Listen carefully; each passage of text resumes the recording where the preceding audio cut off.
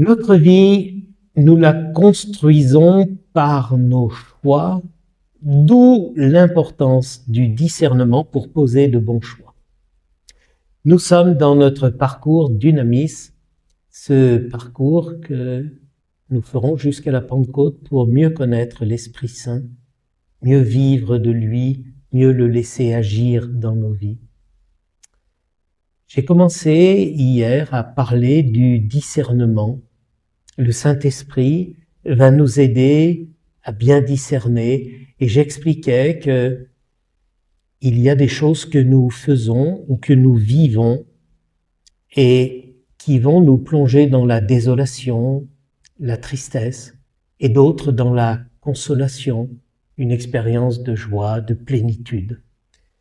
Et tout cela, j'ai expliqué comment saint Ignace l'avait repéré dans sa propre vie à partir de cette blessure qu'il avait reçue et de la lecture de livres qui le laissaient insatisfait, les romans de chevalerie, et d'autres qui le plongeaient vraiment dans la consolation, les vies de saints.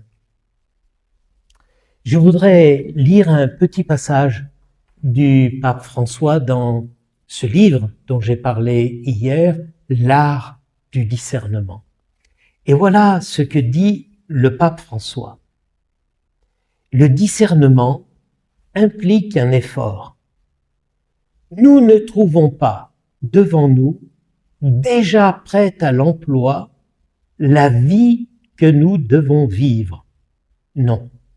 Nous devons la décider en permanence en fonction des réalités qui se présentent. Dieu nous invite à évaluer et à choisir. Il nous a créés libres et il veut que nous exercions notre liberté. C'est pourquoi le discernement est important et exigeant.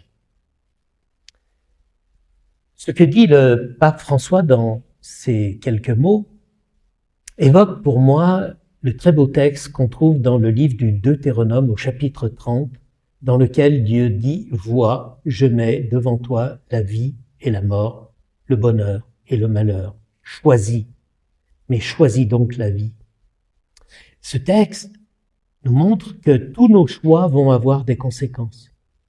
Soit je vais vers plus de vie, plus de bonheur, soit je vais vers plus de médiocrité, de mort, de malheur.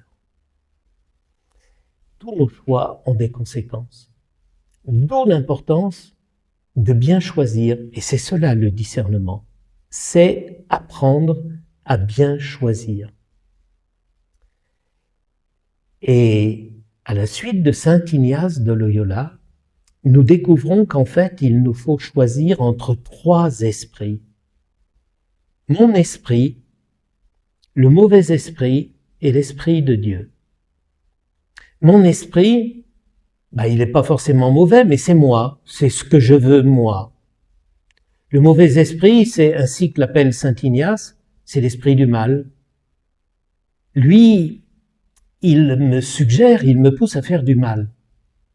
Alors normalement, si ma conscience est bien formée, je dois facilement faire la différence entre le bien et le mal.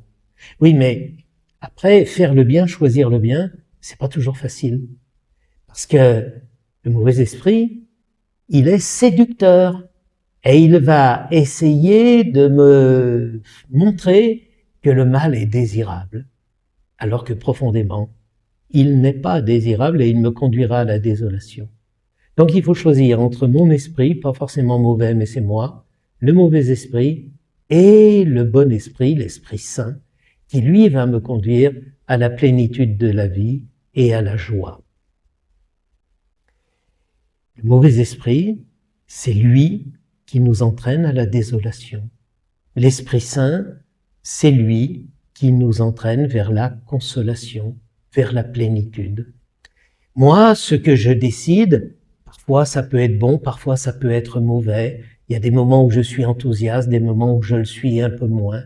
Et c'est pour cela qu'il vaut mieux que je m'en tienne à ce que l'Esprit Saint me suggère. Il faut que je sois extrêmement attentif et que j'apprenne à repérer dans ma vie ce qui régulièrement me conduit à la désolation pour ne pas reconduire ces mauvais choix et au contraire de bien identifier ce qui va me conduire à la consolation pour que je puisse choisir ce chemin-là. Le discernement, c'est pas toujours simple parce que, comme je l'ai dit, discerner entre le bien et le mal, si notre conscience est bien formée, normalement c'est simple. Ce qui ne veut pas dire que faire le bien est simple. Mais comprendre ce qui est bien et comprendre ce qui est mal, normalement c'est simple. Mais l'art du discernement, c'est d'arriver à choisir le mieux par rapport au bien. Parce que souvent, les choix devant lesquels nous nous trouvons ne sont pas des choix entre le bien et le mal, mais des choix entre le bien et le mieux. Et choisir le mieux, c'est aller toujours vers une plénitude de vie. Par exemple, on me demande d'être conseiller municipal. C'est bien. On me demande dans le même temps de faire partie du conseil pastoral. C'est bien. Comment je fais pour choisir? Parce que mon temps n'est pas élastique et je peux sûrement pas choisir les deux. Comment choisir ce qui est mieux? Eh bien, le Saint-Esprit, c'est celui qui va mettre dans notre cœur ce qu'on appelle des motions qui nous aideront peu à peu à choisir le mieux. Comment découvrir ces motions? C'est ce que nous verrons dans la suite de notre parcours Dynamis.